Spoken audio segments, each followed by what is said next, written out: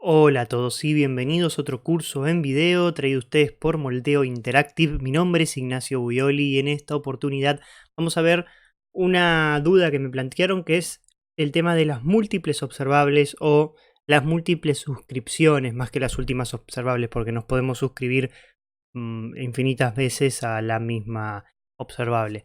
Más que nada por el tema de eh, cuando necesito distintas suscripciones, muchas, y por ahí una encadenada a la otra, cuáles son las mejores cosas que hacer, ¿no? Por ejemplo, tenemos acá, ahora voy a explicar bien todo esto, ¿no? Pero imaginémonos que quiero hacer una segunda suscripción cuando termine esta, y entonces se me ocurre hacer esto así, ¿no? Porque necesito que esta, digamos, inicie cuando empiece esta que está acá, cuando termine una. Y entonces empiezo a hacer este tipo de cadenas.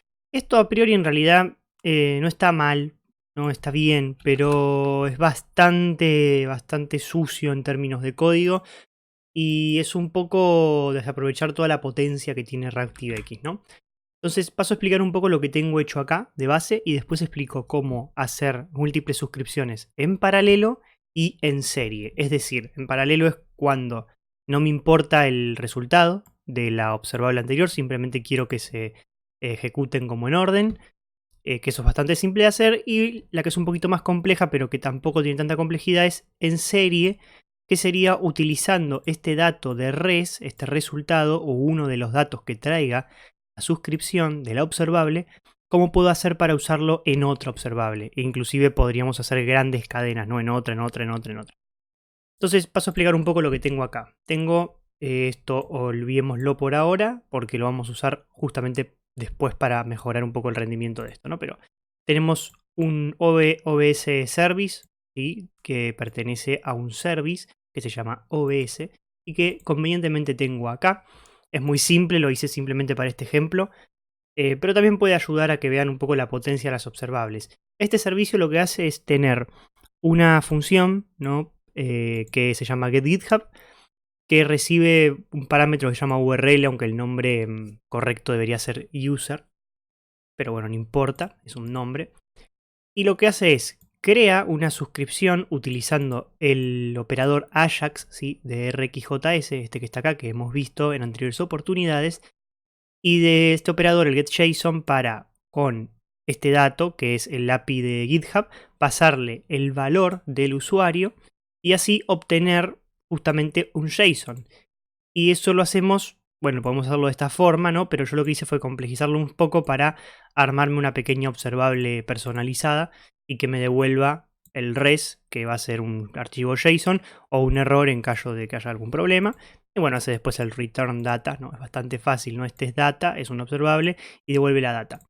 Y lo que hace básicamente el componente es llamar a getGithub, pasarle un usuario de GitHub, en este caso el usuario de Moldeo Interactive, nos suscribimos e imprimimos en la consola simplemente eso. Vamos a verlo, acá lo estamos viendo, tenemos, bueno, el componente es sumamente simple y esto es lo que está devolviendo, ¿no? Yo lo puedo recargar ahora y bueno, es lo que está devolviendo, ¿no? Son los datos del API de GitHub, nada raro. Lo que vamos a ver ahora sí, y es lo importante, es lo de concatenar múltiples observables. Vamos primero en paralelo. En paralelo es bastante sencillo, nos vamos a valer del operador forkJoin, que lo hemos visto ya como operador.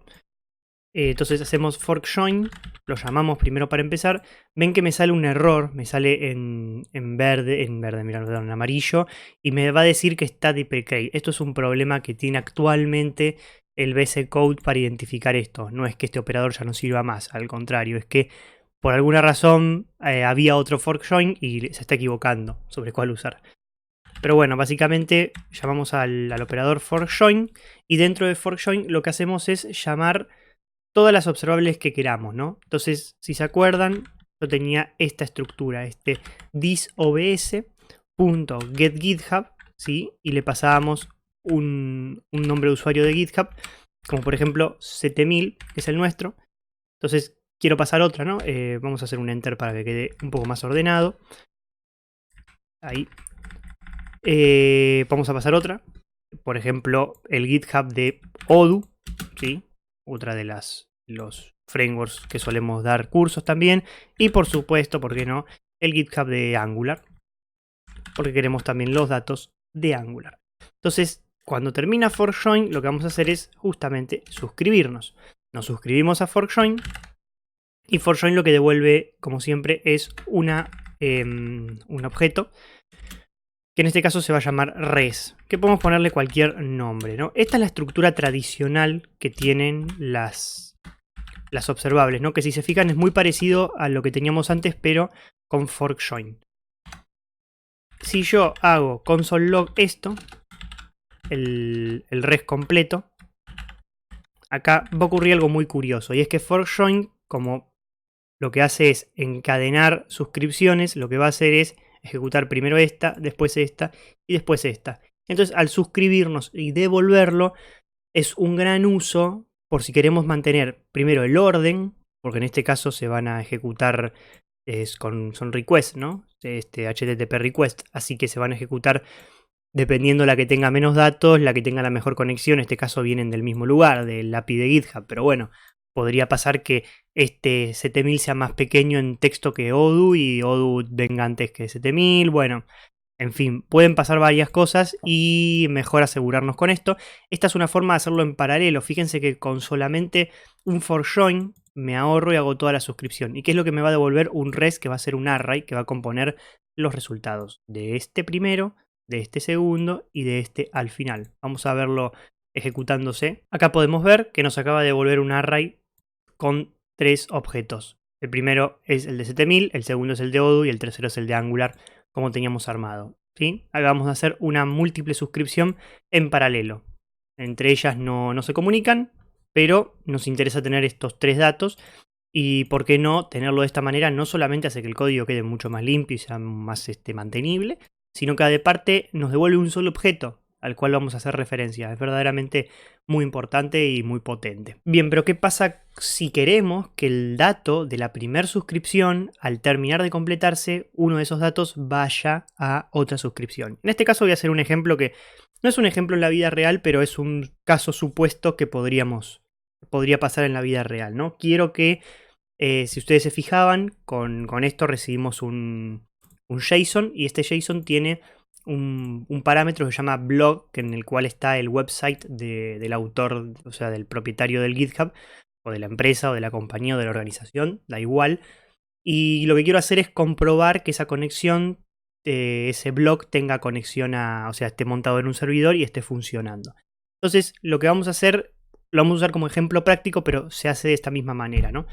Primero, en este caso, a diferencia del anterior, vamos a llamar a OBS de nuevo, y vamos a llamar al método getGithub y vamos a llamar la primera suscripción de la cual queremos obtener un valor. En este caso va a ser nuestro website y le concatenamos un pipe. ¿Por qué le usamos un pipe? Porque el pipe lo que hace es, al finalizar esto, manda los datos del resultado a lo que sea que tengamos acá.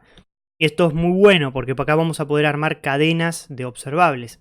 Entonces yo simplemente haciendo, no voy a hacer this. Ahí está, vamos a hacer merge map.